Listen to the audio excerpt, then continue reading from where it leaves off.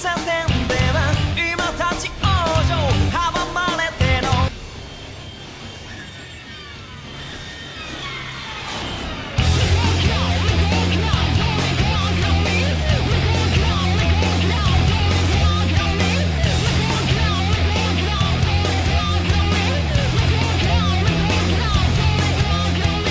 鳴りっぱなしの電話をよそにノイズだらけのレディオ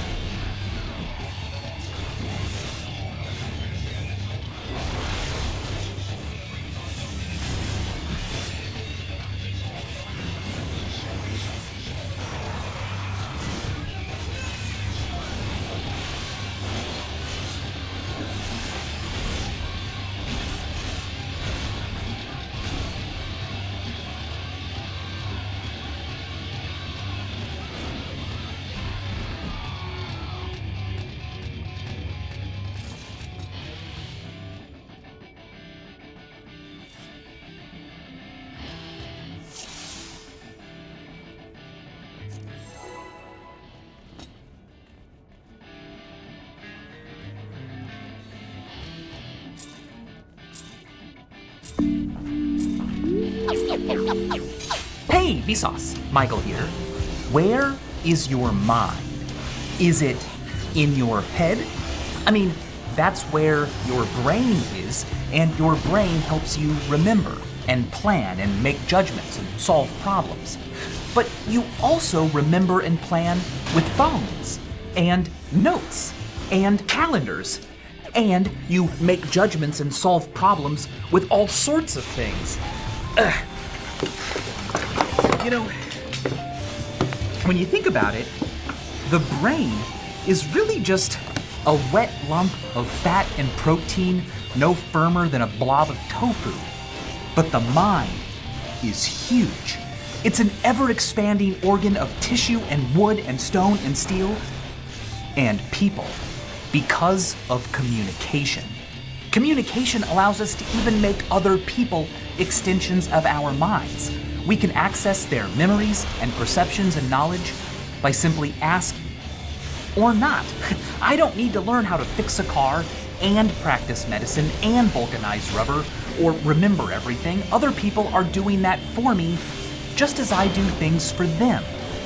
We are a species of individuals that is also one big interdependent lumbering growth, a frantic blur of flesh and concrete, a techno-sapien powered by imaginations and passions made real by a hallowed faculty we call reason. Reason, it is said, guides us to truer knowledge and better decisions. It's allowed us to increase life expectancy, suffer less, work together better, and it's bound to take us further and higher until the end of time. Or is it? The organ we use to reason takes millions of years to evolve, but the fruits of reason grow rapidly and are ever accelerating. Over the next 4 decades, we are expected to build the equivalent of another New York City every month. And more concrete was installed in the last 2 decades outside the United States than the US installed during the entire 20th century. This growth means that quality of life around the world is rising. It means that electricity, manufactured goods, food, comfort, and transportation are all becoming more common and accessible. But there are hints that reason and logic are struggling against the complexity of it all, against our growing dependence on the things we've built and their unintended consequences. Nearly every part of life as we know it today involves or relies on a process that releases molecules with lopsided electrical charges.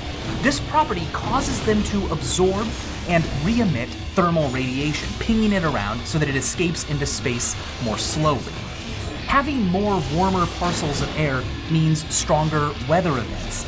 They can't be pinned to any particular extreme storm, but they make extreme storms in general more extreme and frequent. What's at stake isn't just bad weather, it's disaster. It's more lives lost, more property lost, it's more droughts, more hunger, more famine, more people needing refuge, and an even greater reliance on the very things that caused the problem in the first place. In total, we release about 51 billion tons of such gases every year, and we need to release 0. But how do you rethink everything? Who gets to direct the costs and trade-offs? How do you achieve collaboration between nearly every local and national government when what works in one place won't work everywhere, when decisions affect jobs in one place and food in another, when not just things need to be rethought, but also habits and traditions and values? How do you achieve consensus when a problem isn't obvious to the senses, is far away in space and time, requires solutions that affect people in different ways, and as a product of science always carries some uncertainty? The philosopher Timothy Morton calls something so massively distributed in time and space, and so viscous, so sticky that it adheres to all that touch it, a hyperobject. Every civilization that grows at the speed of reason must at some point face hyperobjects. In fact, The fact that we still haven't found evidence of intelligent life beyond Earth has been brought up as evidence that some sort of great filter might exist that few civilizations manage to get past. That a hyper-object like our impact on the planet might be such a great filter is not a new idea. What it might take to solve it is the topic of Bill Gates's How to Avoid a Climate Disaster. And I decided to do this video in partnership with him and his team because the way we deal with hyper-objects reveals a lot about the mind. It's easy and common to think that we would all be better off if everyone was just more rational, right? But what if reasoning wasn't built for what we've become? Let's begin by looking at behavioral inertia. Behavioral inertia is the tendency to keep doing what you're already doing, status quo bias. It can be a frustrating bias if you desire change, but its origin isn't a flaw. If an organism has managed to survive long enough to reproduce and provide and care for its offspring, then the state of its world was sufficient for its genes to spread. That's all it takes to persist. The types of organisms we see around us will naturally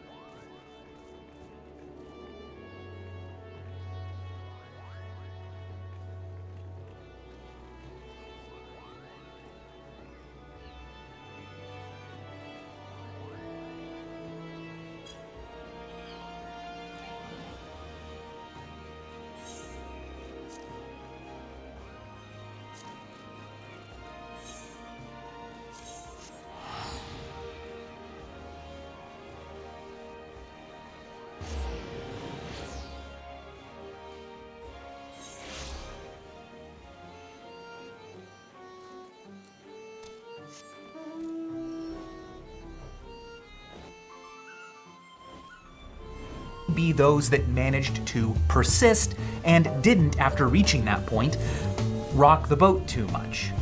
So behavioral inertia can help slow down the accumulation of unintended consequences and the loss of ideas that work, but it can also slow down innovation and adaptation. If the environmental impacts of our society were more immediate and unignorable, it wouldn't be so tempting to apply this inertial brake. But emissions are invisible, and their consequences aren't immediate or local. They impact future people and people far away, those who are different from us, poorer than us, people we will never meet. This may be one of the first challenges advancing civilizations face, wielding not just the power of technology and distributed cognition, but also the responsibilities. Extending the mind is really cool, but whether or not a species can extend their empathy might be a great filter. Surely, reasoning will allow us to do that, right? Well, what is reasoning? Well, reasoning is a way of making inferences. An inference is a piece of new information extracted from the information you already have. Now, we make inferences all the time. Every living thing does. For example, we don't have measuring tape tentacles that shoot from our eyes. And what actually enters our brain is just a 2D image, but nonetheless, our brains can infer depth by attending to cues like stereopsis, occultation, perspective, parallax, size. Now, when this happens, we accept it as reality.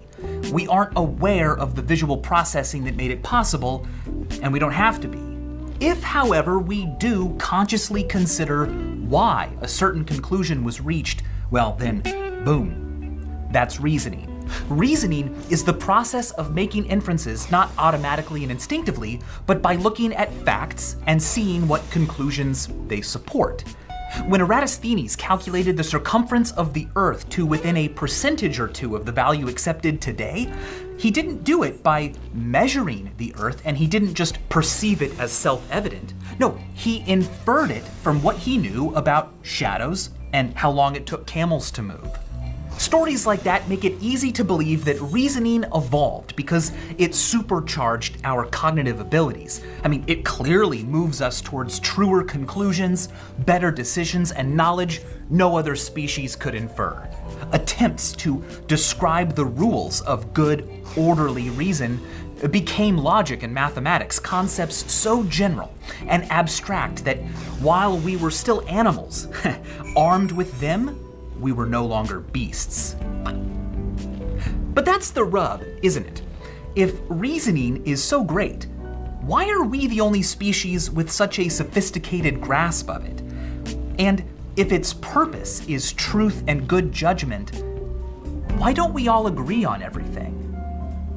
It's tempting to think that disagreements happen because, well, I am being rational, but those who disagree with me are being irrational. Ugh! If only people would just use logic and reason. What's happened to the world?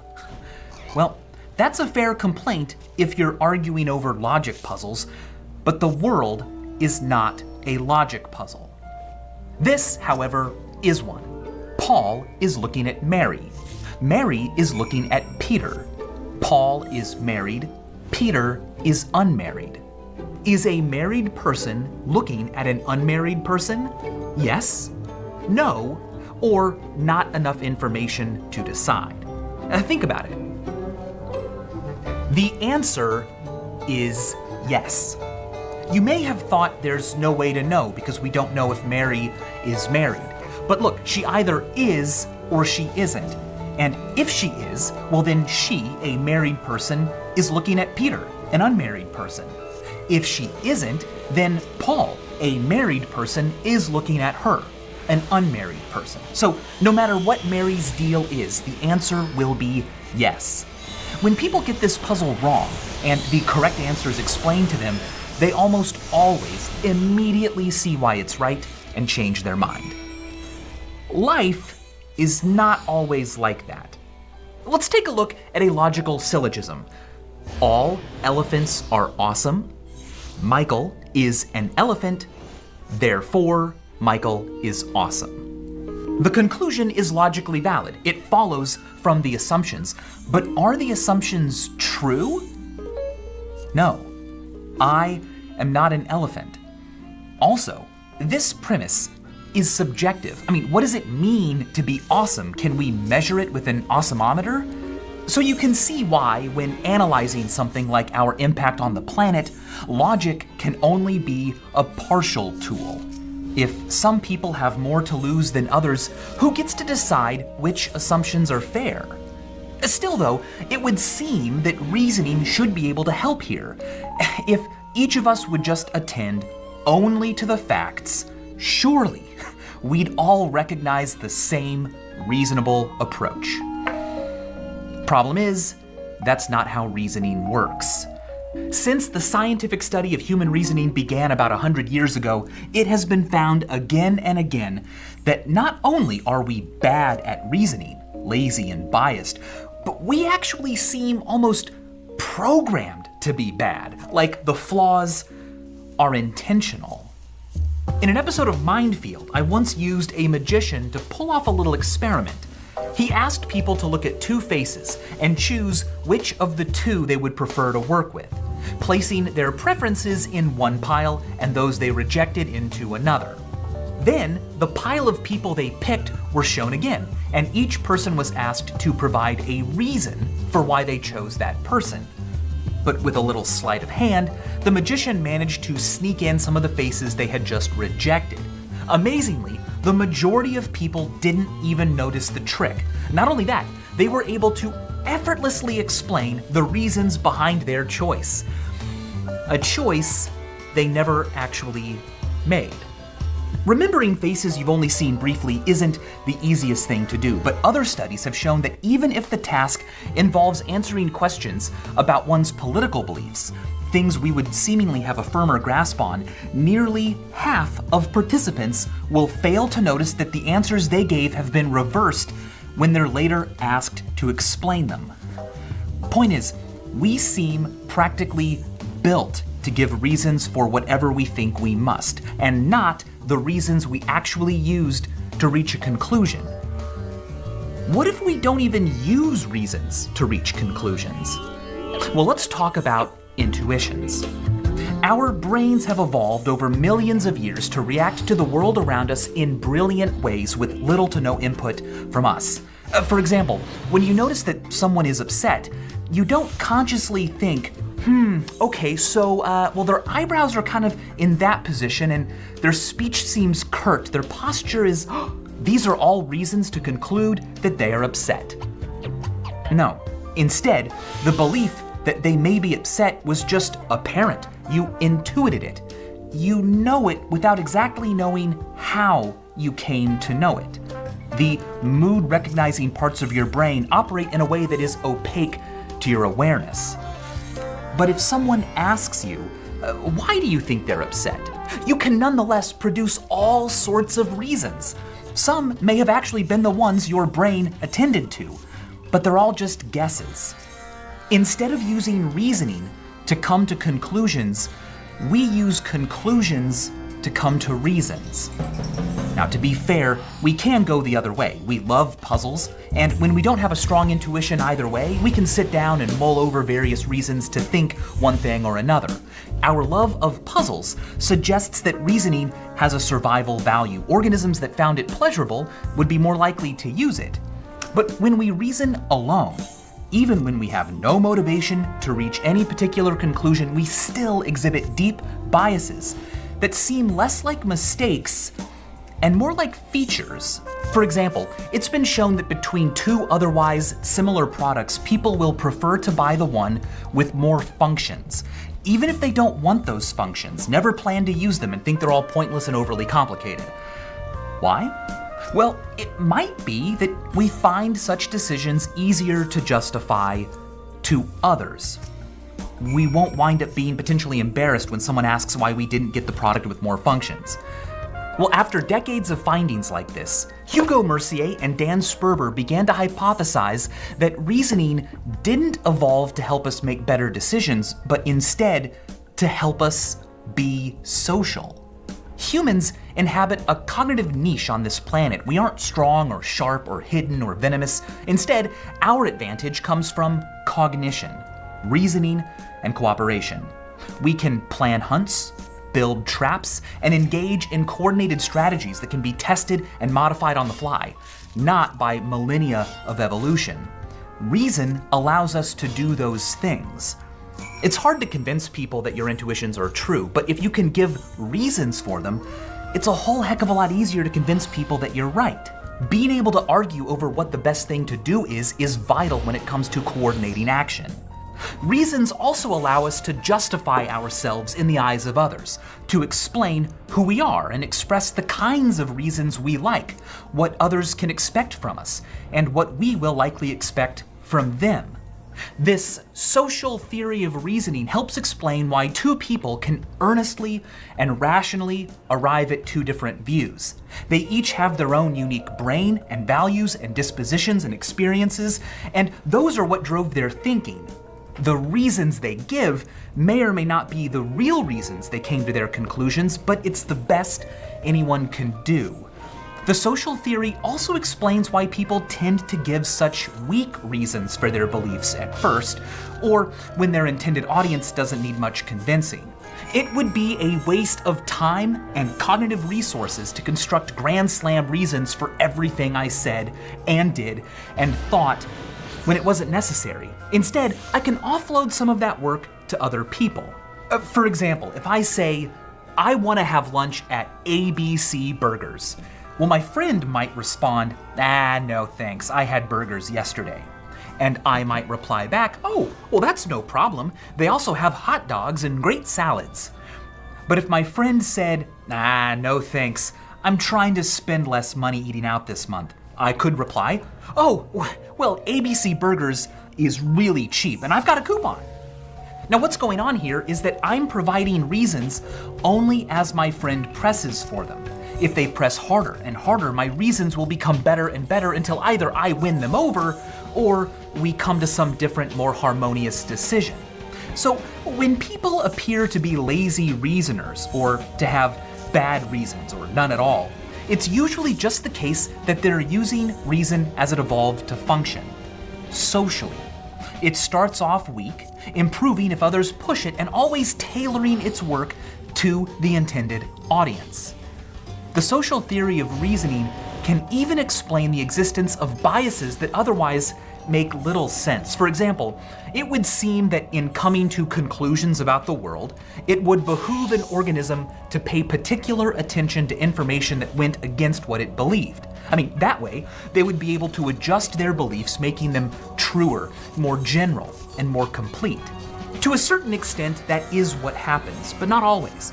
When someone does their own research, they often come to the very conclusion they wanted in the first place. This is called confirmation bias, our tendency to look for, prefer, and interpret information so that it confirms what we already think. It frustrates our ability to accept new, inconvenient data and is a problem for the intellectualist view of reason. If reason is for finding truth and making better decisions, why would it have this major weakness? Well, because, the social theory says, reasoning is a group activity. Let's say that I think option A is true and the best, and you think option B is true and the best. Well, if we both researched both options and sifted through reasons in support of both options, we would both have twice the work to do than we would if instead I simply came up with reasons for why I was right, and you attended to reasons for why you were right. The confirmation bias at least halves the cognitive work that must be done. Now, sometimes a lone reasoner will have a bad idea, or a decent idea with some bad parts. The reasons they have to justify for and argue for it will be sufficient for them and those who intuitively agree, but they may be weak. However, subjected to deliberation, put forth into the machine of collective thought, it can be evaluated and judged not by one mind or a group of minds thinking alike, but by something very special: the crowd.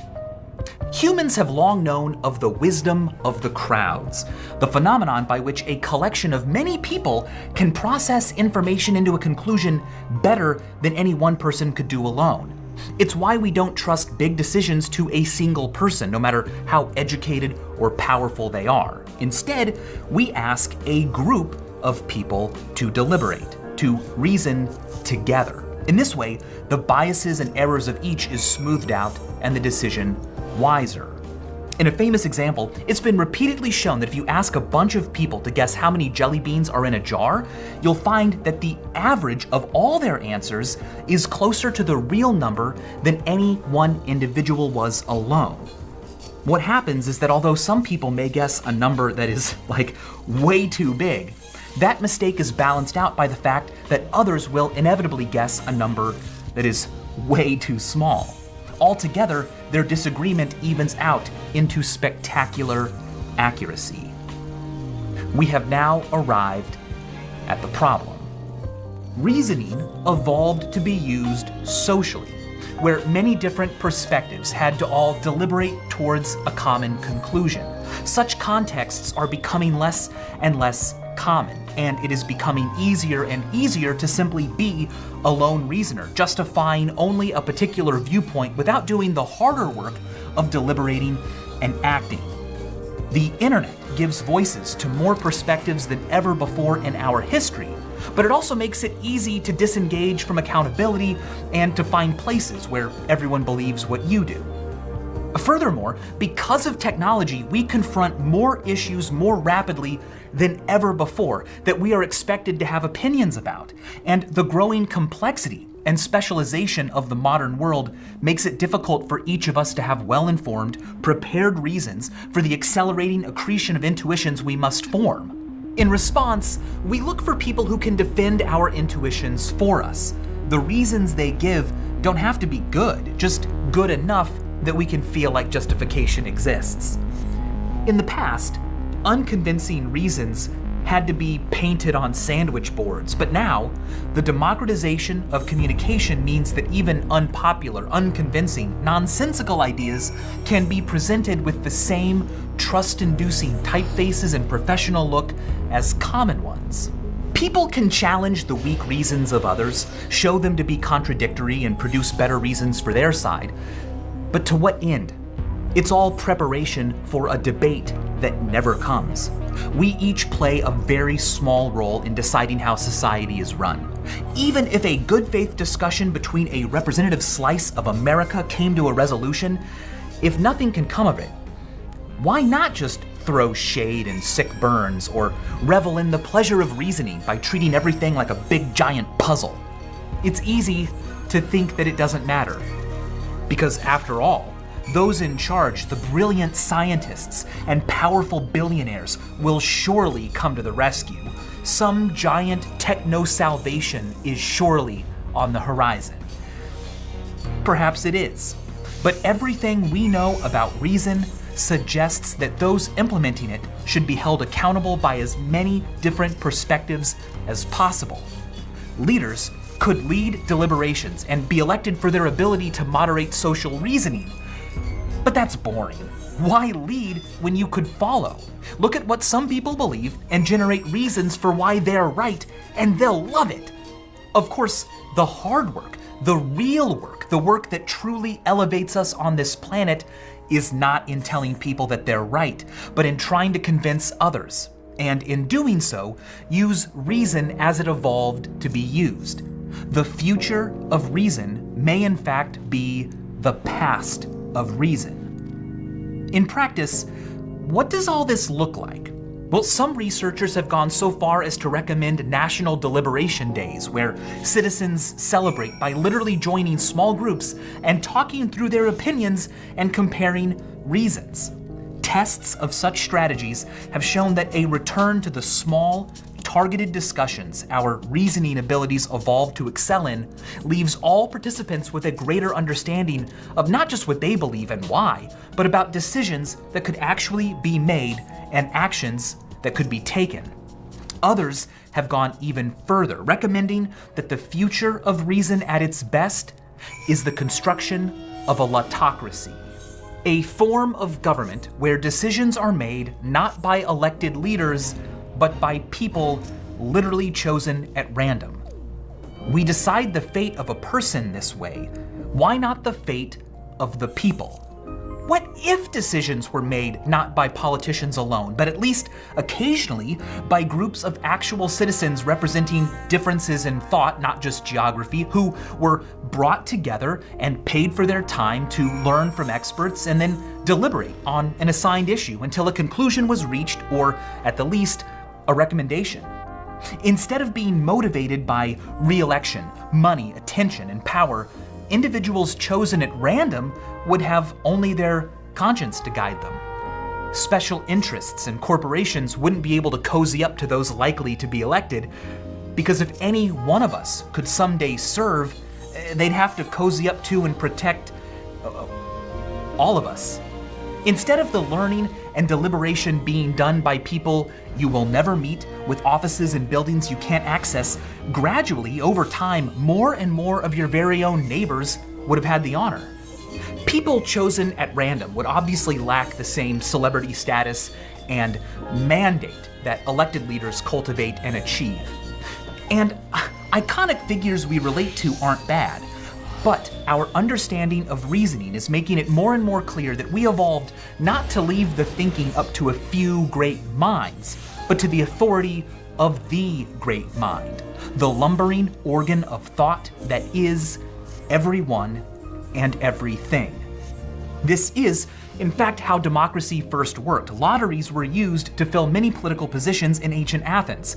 Aristotle explained that the appointment of magistrates by lot is thought to be democratic, and the election of them is oligarchic. An oligarchy is government by only a small number of people. Look, regardless of how reason is brought back to its social roots, if we can build more and better arenas for deliberation and use them to apply reason properly to hyper-objects like the impact of our emissions on the planet, we'll have taught one heck of a lesson to people 100, 1,000 years in the future. I like to think that although widening participation will be difficult, it might provide us with a kind of existential security. The impact of emissions on our planet is not going to be the last hyper-object we face. If we can do a good job with it, maybe far in the future, when our civilization has advanced to the point at which, people can be quantumly recreated or something, they'll look back at our time and say, hey, let's bring them all back to life. We could use the cooperative abilities they had then. Ultimately, the old saying that history is the great teacher isn't a bad guide. We will all someday be teachers ourselves, because someday we will all be history. We will someday be the ancients, and we can choose what that will mean. And as always, thanks for watching.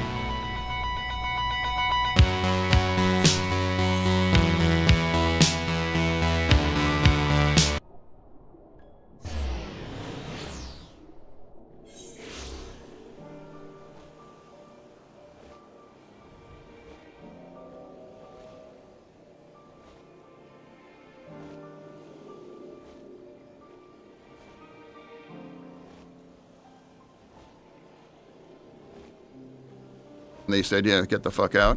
Well, you're hard to hide. Yeah. And so, but they're like, they figured out that they have to connect and to make that kind of an argument to go to these kind of places. And it resonated. And you started to see a lot of the signs and a lot of the energy. And it's like, hey, there's a problem. And the Clinton campaign, everybody assumed that she was going to, run away with it. Yeah. And they made the mistake of just showing up in Philadelphia, and Pittsburgh, and assumed that they were going to be okay. But a lot had slipped, and now the margins. Trump created margins that were unheard. We referred to them as Romney margins. So in other words, you have red counties, and Romney would cover those by about 60 to 65%. And Trump did. He created 80s. We were losing 80-20. And we're like, well, yeah, that's a small county, but yeah, you multiply that by 57 other counties, and that's how they scale up, and that's how he won. And he won by 45,000 votes. And that's why he captured the blue wall, and that made him president. And here we are right now. The blue wall is, they're both fighting on the blue wall, and the blue wall is Pennsylvania, Wisconsin, and Michigan. When you were running during 2016, what were you trying to accomplish? Like, what did you want to do that you felt like you could uniquely provide a service for? Well, it wasn't. I just think it was just different. I'm like, hey, I was running for about forgotten places, people where America's turned their backs on them, and talking about those kinds of important issues like living wage, abandoning the industrial parts of America.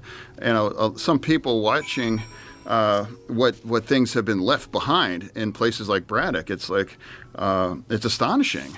90% of people left, and 90% of the buildings are gone, and that whole region has just been thrown away. So I just wanted to, I didn't, there was a path. I mean, there were two other people in the primary. And I thought I could maybe split. I could split the other two and just sneak by and get 33% plus one extra vote. But I came up a little short because I had no money, because it's always going to be about money. And then Katie McGinty, she won, but she lost. And then that was that same cycle. And then the same year that Trump won. And so since you've gotten into the Senate, what meaningful change have you been able to accomplish there? Well, again, you're a freshman. And, my colleague and one that was just here, Senator Vance, I mean, we were both in the same cycle. We both ran in 22. So we both there for less than 2 years. And it's really based on seniority, and it's just kind of like, hey, get on the end of that line, So you are a freshman, and it's, your influence is, at least in the institution are limited in some sense. But if you have a bigger platform, and I did, and I try to have those kinds of impacts and having those conversations. But my first half of that first year, that was took a different detour because I was dealing with depression. I was in depression, and I realized that I was in a bad place. So having to make those kind of choices, and I signed myself into Walter Reed to get help because the depression and so I think it's an important conversation. And I thought at that time it could be difficult, but I thought it was important. And now if that costs me something politically, I'm okay. So that's why I'm continuing. So the impact I've had, I never fully expected that voice would break through. And I'm in contact with people constantly saying, thank you for talking about this. I chose to get help, or I chose not to follow that path on self-harm. And so I've had active conversations with member of Congress or fathers with younger kids, and they're like, hey, can you please talk? And I do that. I'm happy to talk to anybody. And so that's a way I've had an impact through all of that. And also my voice through after what happened on October 7. And I've decided I was going to be a very consistent voice for Israel through that. So that's why kind of like the platform, but in terms of if anyone's being honest, whether it was Senator Vance or any kinds of freshman senators, it's very limited because otherwise there's people that have been there for 25, 30 years. They're the ones that are going to be the chairman. And if you're a minority party, you have incredibly limited kinds of ability to move an agenda. So the depression thing, I think it's very important that you talked about that. I think transparency is something that people really appreciate. So many people suffer from depression. It's such a normal part of being a human being. And for a guy like you, who's a senator, who's already gone through being attacked, already gone through all of these horrible things that they said about you while you were recovering from a stroke, it takes a lot of courage to come out and discuss that. I think it's really important. I'm really glad you did it. Well, I don't. Well, thank you, but I don't think it was really courage. It's like I only had a choice. But it is courage because you know you're going to be publicly attacked, and it's a vulnerable point. But I think it's not, because I think so many people suffer from it. I think there's courage in coming out and talking about it openly and realizing that people are going to use it as an attack vector and saying, you know what, this is important to talk about, this is important to acknowledge, and to show people that you can recover from something like that. Well, originally I was just going to talk about depression. And if there's a paradox. You know, you might be a place in your life that you've actually kind of won, but depression lies to you and it convinces you that you've lost. And my depression got far more worse after I won, and then it was a downward spiral. And then if you don't check your depression, then you go down a dangerous slope about self-harm. And I got to occupy that kind of a dark place. And that's when I realized that I have a choice. It's like if I don't address this, then I had an emergency brake. You know, it's like I have to stop. I have to, and that was my kids. I'm like I can't be the example. And when you're going to get older in life and you're going to have those kinds of challenge, well, hey, Dad decided to leave. Oh, that must be the right thing. And I'm like, I cannot allow myself to be the example for that. So I stayed in the game, and I was able to get help, and I got much better. So like for me, it's like I originally didn't want to talk about self-harm because that's definitely not a great political winner. Right. But I was like, I have to be I have to be honest about that and honest. And people, that really resonated with people. I think I was the first politician, especially at that level, talking about self-harm. And you know, if people that are suffering, you have a huge audience. I'm willing to bet plenty of them are suffering from that or looking through those kinds of issues. No doubt. Yeah, and I promise people, whatever your path is for recovery. And I'm not an expert, but if you promise yourself to stay in that game, that you already, you're almost guaranteed to get better, because I promise you it will get better. And I was at the point where I was really, in a very dark place, and I stayed in that game, and I am staying in front of you right now and having this conversation. And so that's what I try to tell everybody, whether they're listening today or in other times when I've had that. It's an honest conversation, but it is a red and blue conversation, and it's a rural and urban or suburban conversation. It's men or women or even younger kids. I've had conversations with teenagers, with their parents, and they've even tried to take their lives. And I can't think of anything much more tragic than, especially a young person, taking their lives over some of the things I never thought that voice would penetrate, but it did, and that's why I'm willing to have that conversation. Well, apparently it's very common for people that undergo major surgery to have depression afterwards, and there's the bunch of physiological reasons for that, they believe. My friend Dr. Mark Gordon, who's done a lot of work on traumatic brain injuries and depression amongst athletes and soldiers, he did a lot of research on that. And one of the things that they found is that people that undergo like a long period of anesthesia and either heart surgery or any kind of major surgery, there's a disruption of your endocrine system afterwards that leads people to be just weary and broken down. And I could imagine that, along with the Senate race and all the other chaos and all the stress that's involved with that, it plays a significant factor. Well, I'm sure it must have been a factor. I discovered that I had two friends. They're roughly my age, and they had young kids, and they took their lives. And they were both in the media, and one worked for an incredibly elite organization, and another one had a really strong position. One had a heart attack, and the other one had a stroke years earlier, and I found out. And I wish I could have talked to them, and I did talk to them, but it doesn't mean they were weak or that they gave up. It's just I got lucky, and I found my emergency brake. And if you have any kinds of study on people and self-harm, there was an individual, he jumped off the Golden Gate, and he survived. And immediately after he says, as he crossed over the rail, I want to live, what have I done? It's like I've made a terrible mistake. And you hit the water going 75 miles an hour, and it's very against chance of surviving, but he did. And now he became obsessed with this idea, and he looked out for everyone that survived. And about 45 people out of 1,800 people that have jumped over, they survived. And it was unanimously, people immediately like, oh my God, I want to live, I want to live, I want to live. And not one single person thought, well, I wish I was more successful.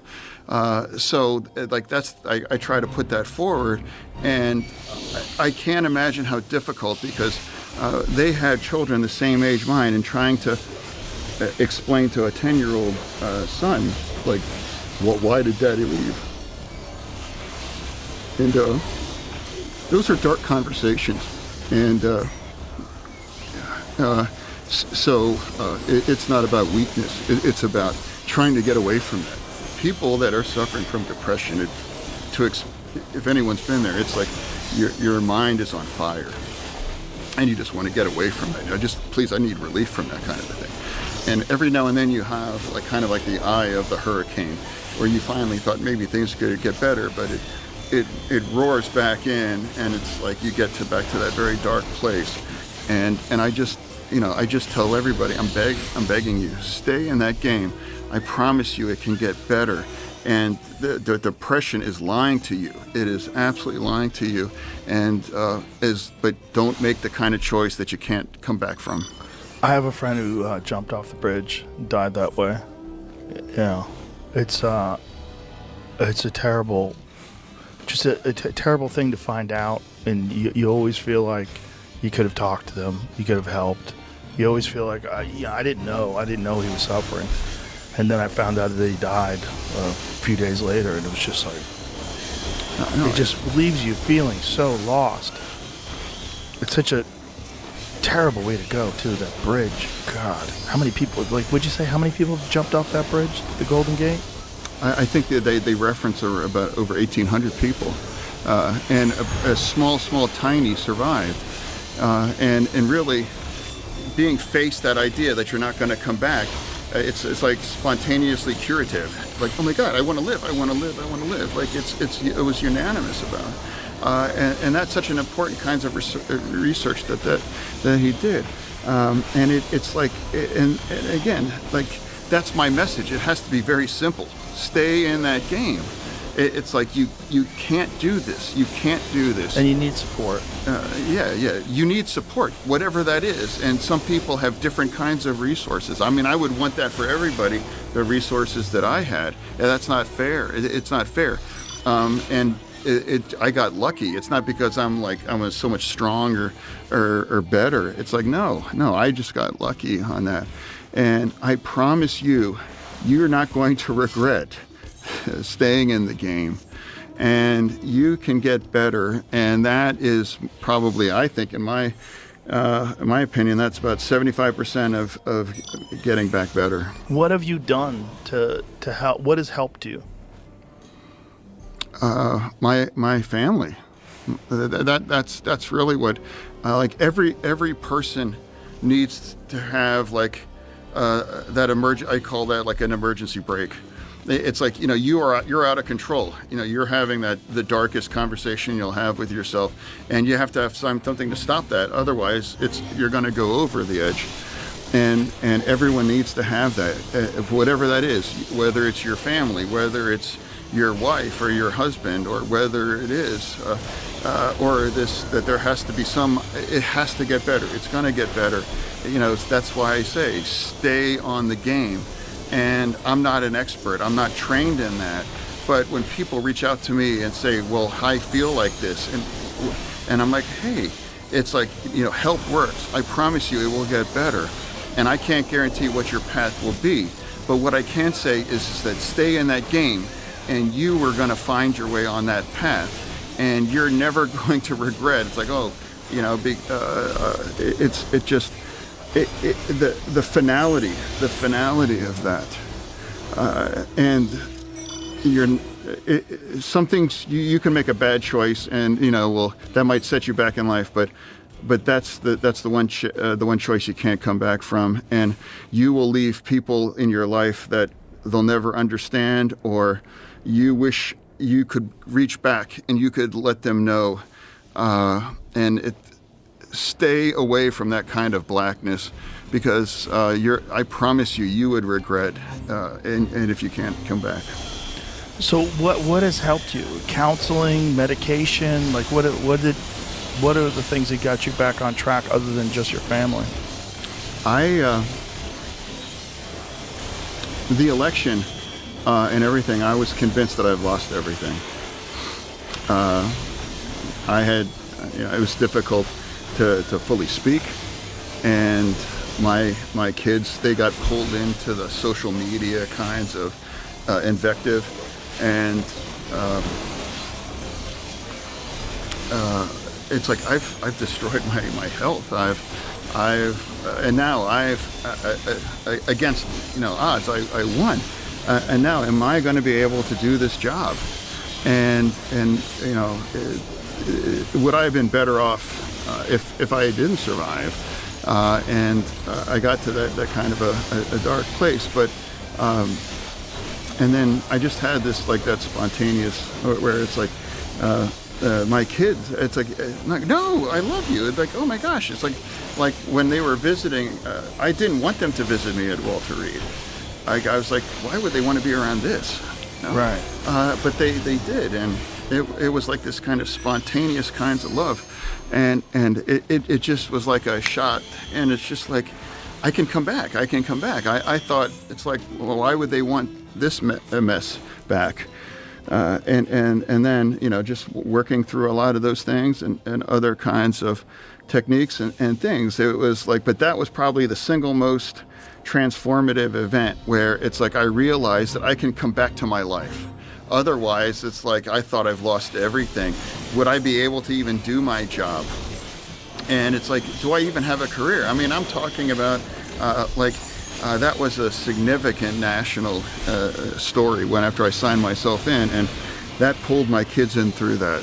I mean, this idea, and after we announced that we're signing in, and there were news trucks outside their house, and they had the trauma of thinking that Dad could have lost after the stroke, and now it's put them through so much, and that's why I was convinced that they probably don't want me around. And then I made the stupid mistake of I went on social media and things. I'm like, and just I read some of that shit. I mean, it's just oh my God, millions and millions of views and videos, and it's just like, going after my family and then saying, hey, he's a vegetable, he's a retard, and sling blade, and all kinds of things. And it wasn't the individual kinds of insults, it was the volume and just how widespread it was. And I'm like, who jumps online to go after a stranger that's never really done anything to you personally? Well, I think it's not just individuals. I think it's targeted. I think there's a lot of that stuff, especially when there's something that is significant as a Senate seat. And I think there's... Yeah, well, I mean, it's like if I have $100 million to convince you that you're a terrible person and you're the worst thing ever, and that inspires a lot of people, and hey, that's the mission. It's like he must be those things, and we're now there's no tap out. There is no tap out. It's like even after I won, in some sense, it actually accelerated. Right. It's not the war's not over. It's just begun. No, oh no. And the second you step into that kind of arena on the federal level for like a Senate seat, if it's like a purple state like Pennsylvania, I promise you there will be tens and tens of millions.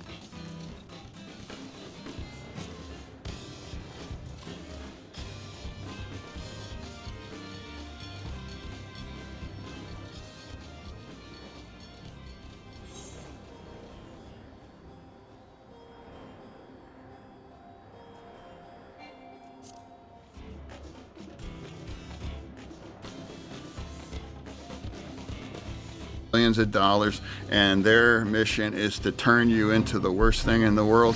And whoever survives, that's the one that's going to be in that seat. And I still will never understand why someone, independently wealthy kinds of people will spend, incredible amounts of money.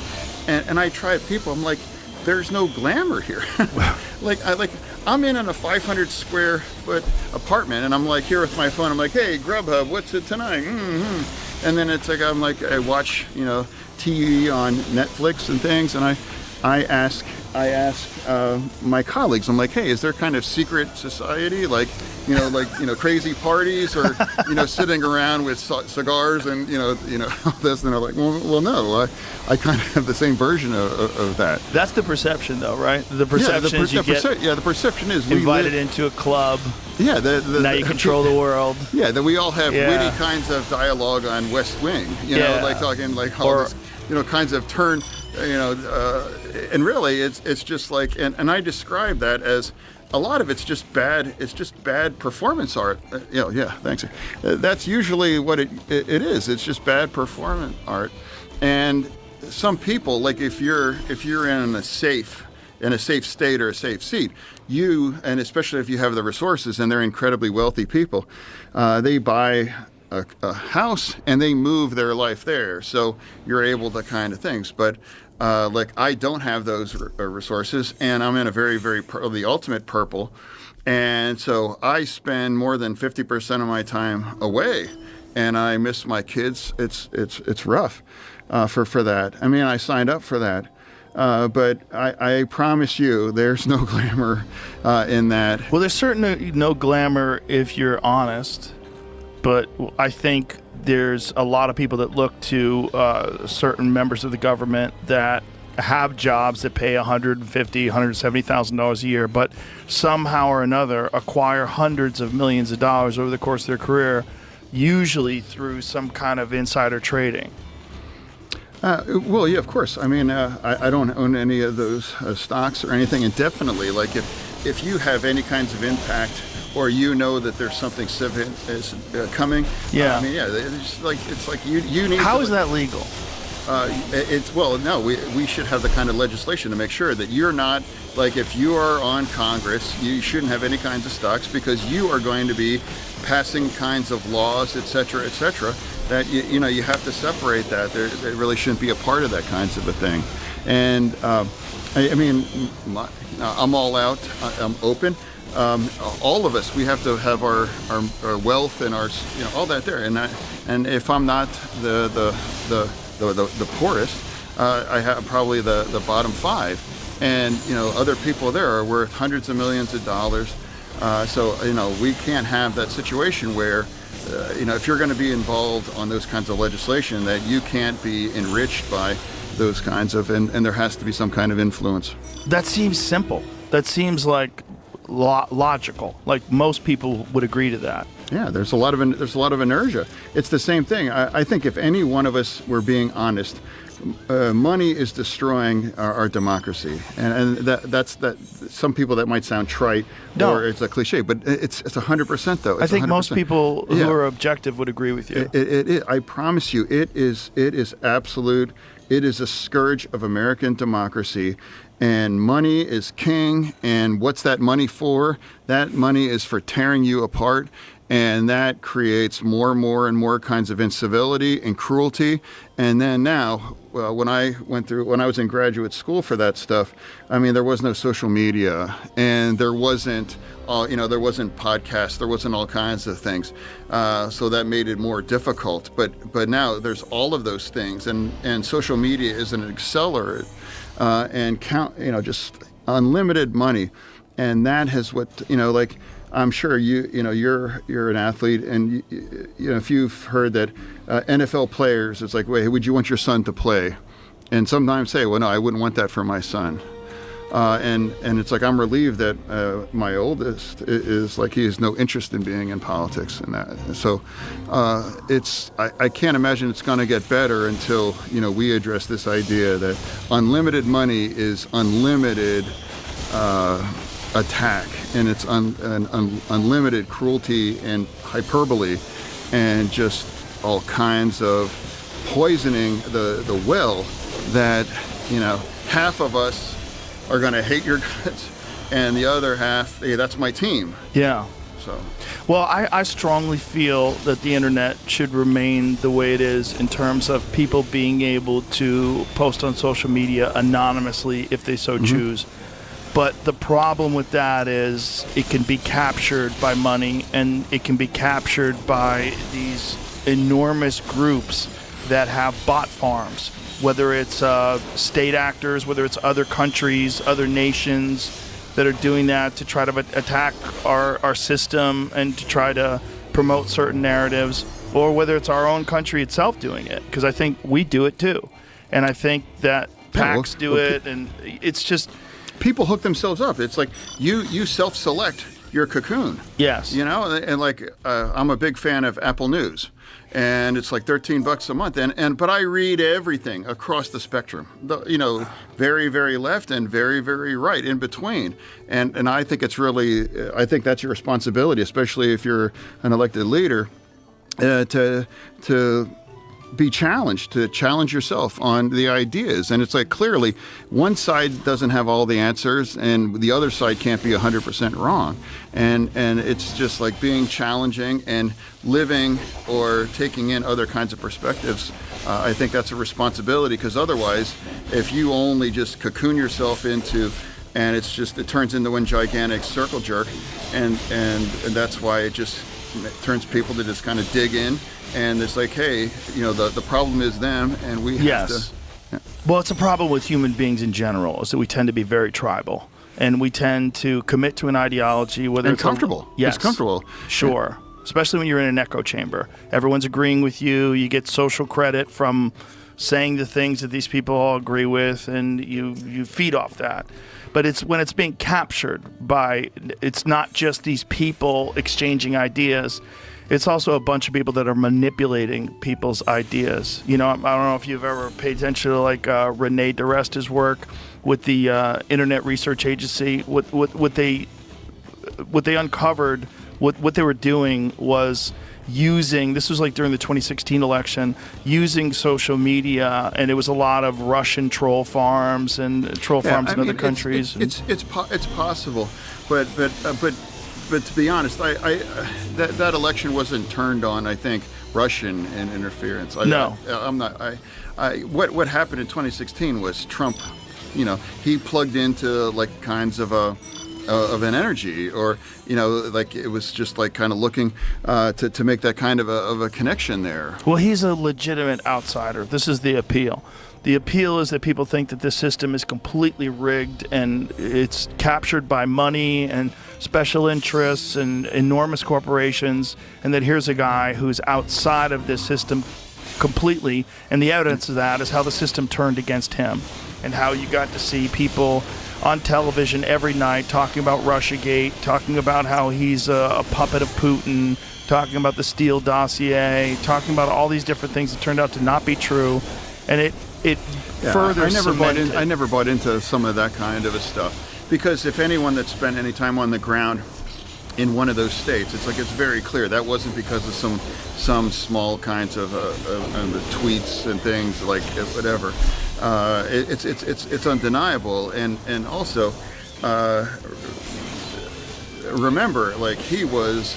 The Republican Party was like, hey, this is a joke, and I remember Jeb Bush, and he had like $100 or $200 million, and he just went by, he ticked him off, and even then people thought he was going to win, but he did. But remember though, overall though, that was 75,000 votes. That's a mathematical, think of that, 160 million votes, 75,000 spread across 3 large states, including my own. That transformed American politics and in the world as well. And it just came down to 75,000 voters in those 3 states. And that's kind of where we're at. Yeah, it's an extraordinary time in that regard, right? I mean, it's if uncharted territory. Well, I reference a movie, if you like Bulworth. I remember that movie. But Bulworth, and it was Warren Beatty, and he was a senator, and he kind of had like a breakdown, and he started saying provocative things. He used to get up in front of his audience and kind of like the gaffe of accidentally telling the truth. Yeah. And it was kind of like it was an absurd. I mean, when I was in grad school, that was like put up as like, well, heck, I mean, people enjoyed that, and now that became a term in politics, saying, oh. In fact, even President Obama was like, "Hey, we all want to secretly go full Bulworth." And but that's what really he channeled in, where he would say, it's kind of like he projects kind of like, well, I don't give a fuck, and just say all those kinds of a thing, and people have responded to those kinds of things, and there, a lot of people that's the bug, but you have to understand that for enough people, that's the feature. Yeah. And that's kind of what they want, and whatever that is, it describes a brand that it's not. I don't admire that, but you still have to kind of marvel at the level to say crazy kinds of things that I guess maybe we're both old enough to remember when George Bush, Al Gore, he is like. God, this guy. And that moved the polls. People were like, he rolled his eyes at Bush, like things. And like it used to be much more staid. And now think of what's been said now and all of this stuff. And I don't think people aren't paying attention some of the, whatever the latest outrage is. Yeah, it's, I think one of your appeals is that you speak like a normal human being. You speak like a person who actually cares about these issues, and you seemingly speak from the heart. You don't seem polished, which is a good thing. And I think people. I wish I was more handsome. I don't think that's. I don't think that's good. No. It's like I'm honest. Yeah, I'm honest. I think I'm in touch with what I'm limited. I wasn't blessed with model looks. And but it's not looks, it's the polish of speaking like a congressman, like a senator, like a presidential candidate. But it's this kind of bullshit way of communicating that's inauthentic, that even though it's effective, even though it's polished and smooth, people never get a sense of who that person is as a human being. Well, Trump is not polished. He's not polished in that sense, but you get a sense of who he is as a human being. There doesn't seem to be a veil. There doesn't seem to be this disconnect between a human being and the thoughts. You might not agree with him, you might think he's crass or rude, but at least you know that he's the guy that's talking. These are his thoughts, and people trust that way more than they trust someone who's, polished but full of shit. Yeah, no, it's that Scarface. It's like, word and balls. Yeah. I'm not gonna, and that's, you're losing politically if you're telling people to not believe what their eyes are seeing. Right. These kinds of issues, and it's like, I'm not going to lie, or I'm not going to toe a line if I don't believe in that. But in terms of the conversation. I think it's all I've got, and it's not because I don't care. It's actually I'm very committed, and I really do care. But I think people are, I think authenticity. That's one of the last meaningful currency in this shitty business. So I was having a conversation this morning with a friend of mine, and we were talking about voter ID, and he was shocked that you don't need voter ID in, I believe it's 15 states. 15 states require no ID. 24 or 25 states require ID, but only, I think 11 of them require you to have photo ID. This is a weird one in this election that I've tried to look at as objectively as possible, and I can't see any reason why you would not need ID to vote unless you wanted people to vote that aren't qualified to vote. Yeah, well, I mean, honestly, I would like to remind everybody, and it's not like a talking point. It's actually it's in a fact that voter fraud is incredibly rare. It's really hard to get away with that successfully. And in 2020, At scale, you mean? yeah, it's not scalable. Yeah, it's like, I mean, it's like, and usually it's kind of local kinds of communities, and people, they either know that person or it's not. It's never going to be organized in a point where you can pack a box, or you can't determine that kind of a thing. It's just that after election, it's just never been.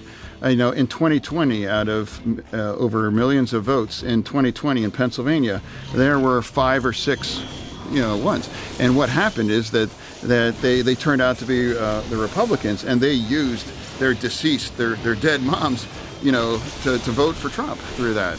And that was documented, and they were caught, they were charged, they were convicted, and all those votes, that would have been 6 votes out of all of it.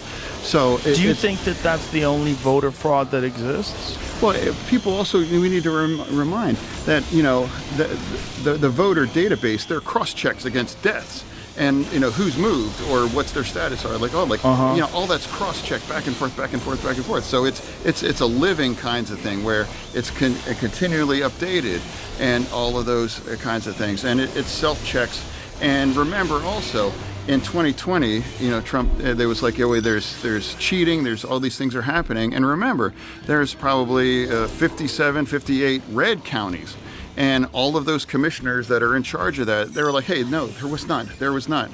And even in Georgia, Governor Kemp, like, hey, Georgia, it was very close, but it was honest. There was no Right. kinds of fraud in that, and that's a Republican. But other than making things a little bit easier to cheat, what would be the logic behind not having voter ID? Like, I've tried to look at this as objectively as possible. I can't find any reason why you would not require someone to be able to prove that they're the person they say they are when they're putting in their ballots. It's not a hill that I'm saying we have to die on that too. But it's a vulnerability, clearly, right?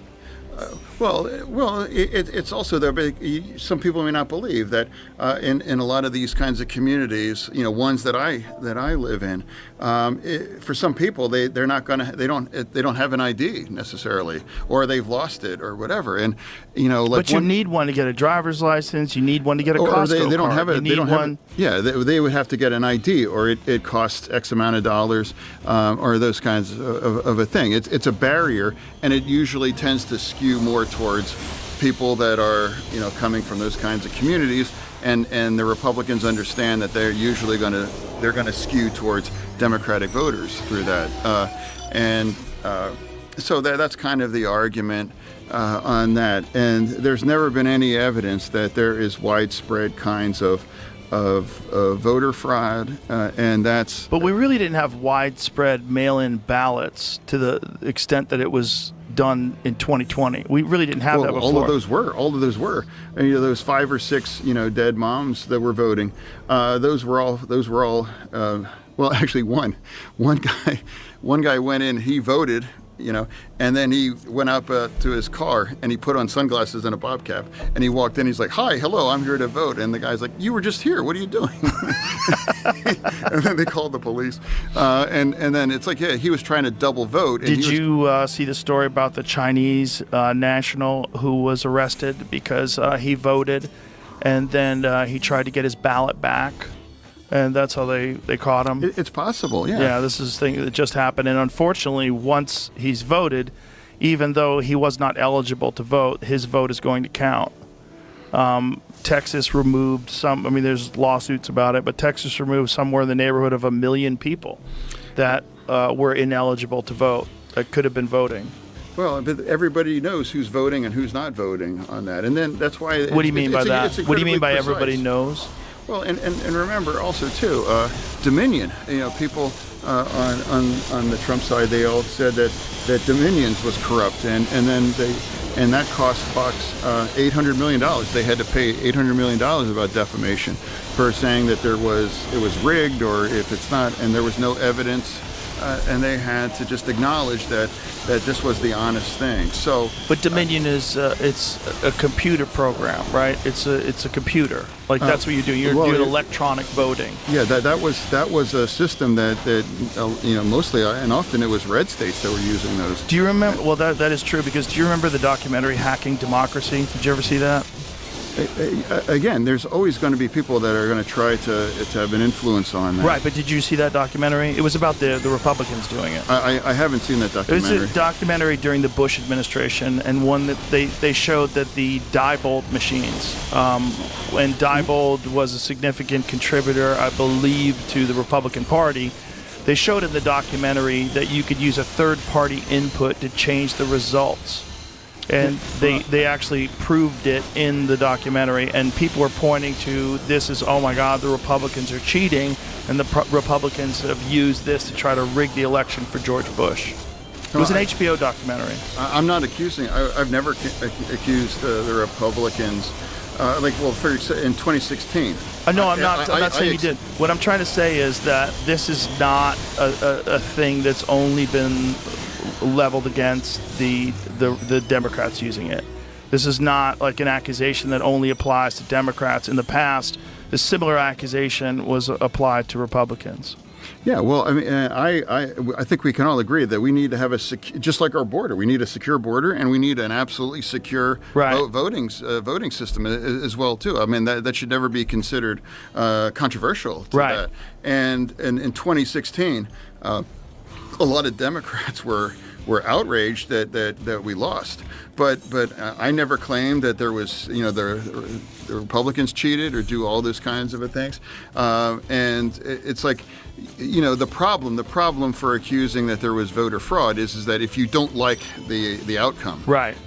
So and I have never witnessed an election if they've won that they claimed, well, there might be we might have cheated. Yeah, no, we're not cheating. So that so I think that's kind of that's I think that's kind of the underlying truth about that. Mm-hmm. And of course, I think I was the first Democrat saying, hey, we need a secure border. It's a significant issue.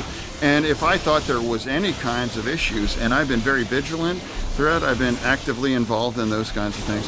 And I've never witnessed those kinds of a thing. But what do you mean by issues? Like, what kind of issues you're talking about? You talking about people letting people in order to get votes?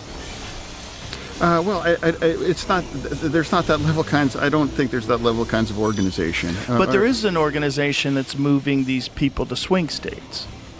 There's a significant number of these people that are illegal immigrants that have made their way to swing states. And then there's been calls for amnesty.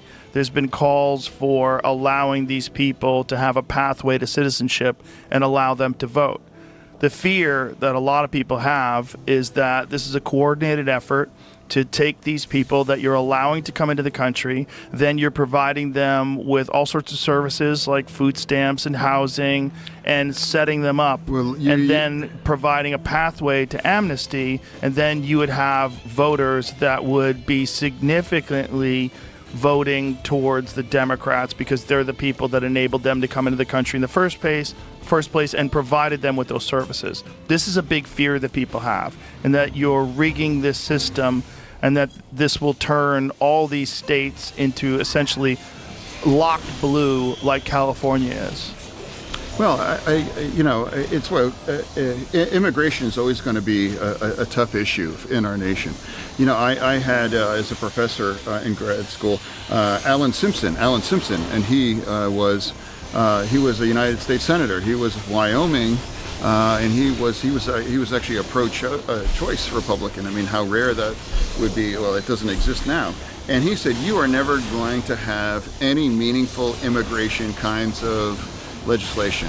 He's like, because both sides, that's useful for them, and it's going to be back and forth. And he said that 25 years ago. Useful meaning the debate, having it always a political it's talking useful point. For one side or the other. It's useful. And he said they were never going to be. and he said that in 1999. And I voted for the border deal, and that went down. And that's, I mean, he said that 25 years ago, and that was absolutely true now, that they had an opportunity to do a comprehensive border, bipartisan, and that went down because Trump, he declared that's a bad deal after it was negotiated with the other side. But didn't that deal also involve amnesty, and didn't that deal also involve a significant number of illegal aliens being allowed into the country every year? I think it was 2 million people. So it was still the same sort of situation, and their fear is exactly what I talked about, that these people will be moved to swing states, and that will be used to essentially rig those states and turn them blue forever. Well, I'm not really sure if that's what's in play. I think it's really it's important that we have to have an honest conversation. But doesn't that seem logical, though? If you have a significant number of people that are being moved into swing states that have come across the border illegally, and then you've provided them with all these services, you provided them with food stamps, EBT, you provided them with housing. You could, if you gave those people amnesty and allowed those people to vote, and it was very organized.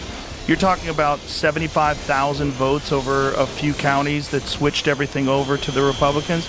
You could see how you import 10 million people over the course of 4 years illegally, and then move a significant number of them to swing states, and then provide them with all these services, and then give them a path to citizenship. You could essentially rig those states. Undeniably, immigration is changing our nation. I mean, I haven't spent a lot of time in Texas, but it's very clear that immigration has remade Texas, and I think it's generally for a good thing. And like my wife's Brazilian, and she was her family was undocumented, and she was 7 years old when she was brought here, and I'm the big pro immigration guy that there was, but it's also has to be true that we need a secure border, and we have to work this out, because we are pretending that you have millions and millions of people, living in the shadow, and they are here, and we have to work together and figure out a way to get forward because they're here, and it seems incredibly a difficult kind of logistics thing, and I think it's also un-American to round everybody up, and the vast majority of them are just living legal lives and doing a lot of the jobs that other people here would never do. I think we can agree on that. Well, J.D. Vance actually talked about that the other day when he was here. He was explaining how there are CEOs of large corporations that want these people to come across because they need cheap labor. And the way to get cheap labor is have people that are illegals working for less than what would be our minimum wage. Well, I'm not aware. I mean, minimum wage really. I think it's most incredibly difficult and violent kind of jobs, and that's meat. Jobs that a lot of people don't want to work. A lot of those are kind of really rough. Meat processing, construction. Very rough. Right, and this is the thing that's been said about Springfield, Ohio. That these Haitians that have moved to Springfield, Ohio, people are complaining about them.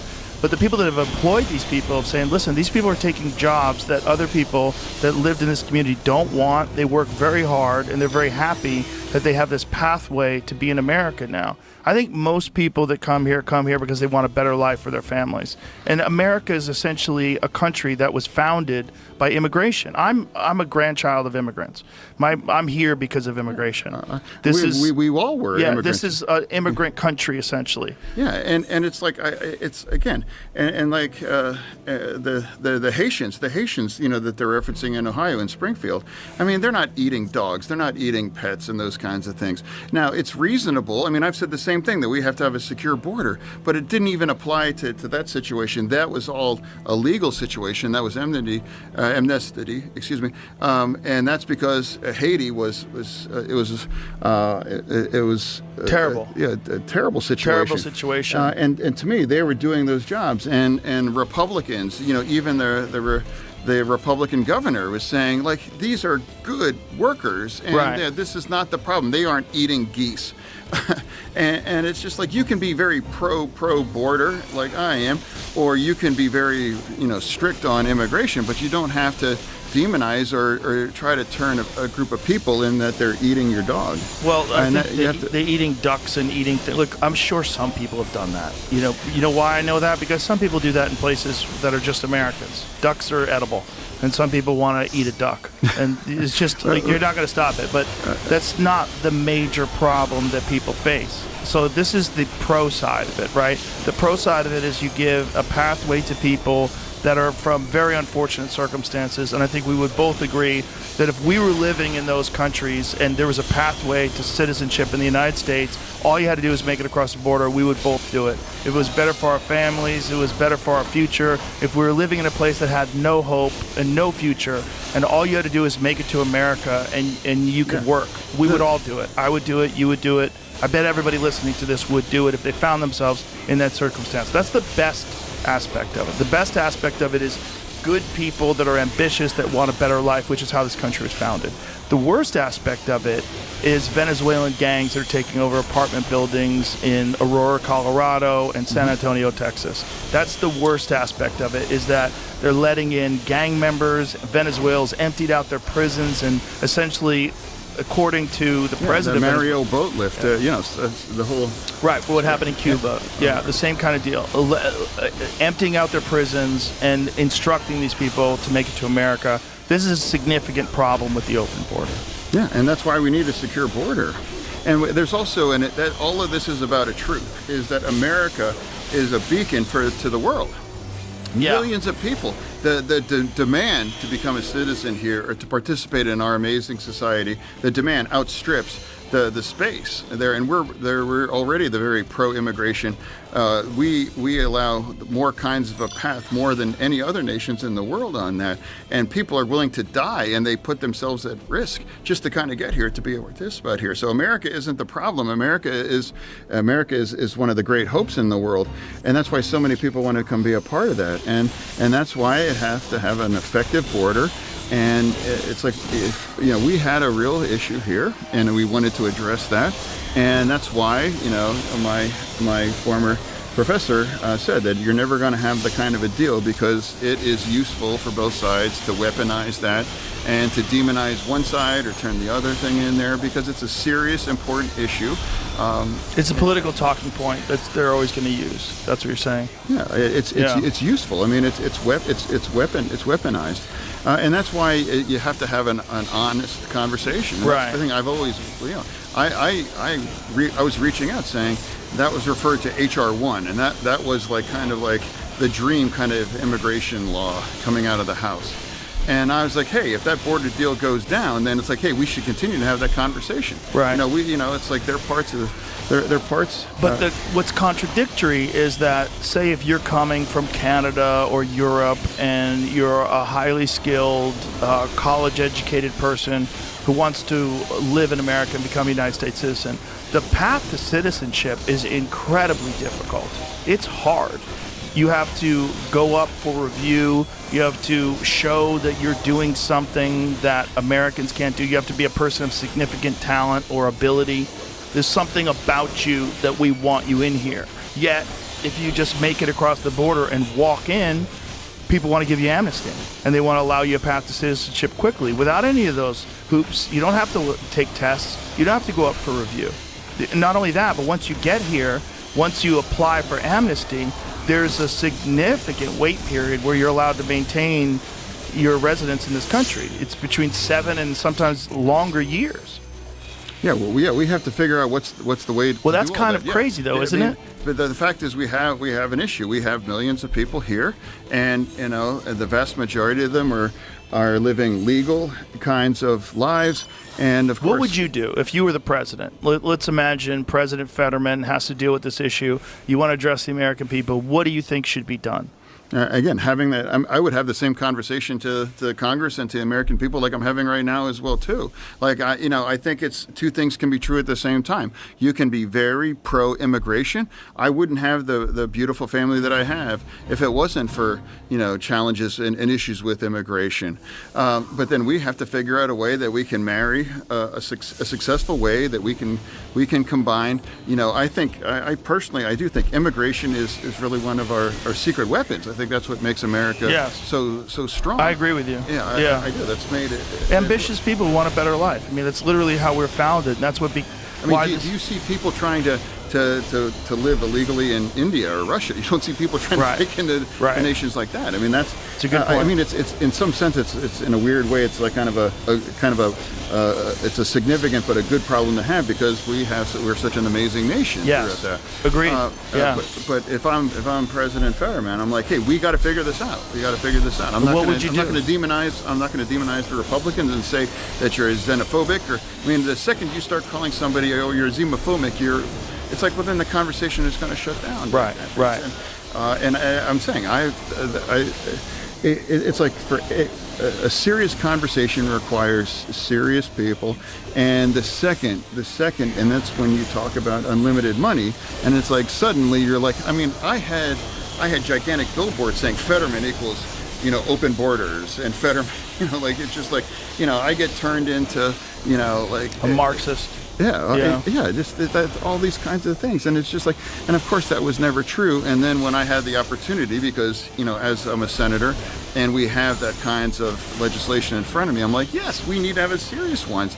And now people are like, we're shocked. They're like, oh, wait a minute, I thought they told us that he was all like border in, open it up and whatever, and it's just not true. Well, that's the problem with people building a fake narrative around your actual opinions. And I think people have been shocked by you, and we've actually talked about on the podcast over the last couple of years, you say very reasonable things.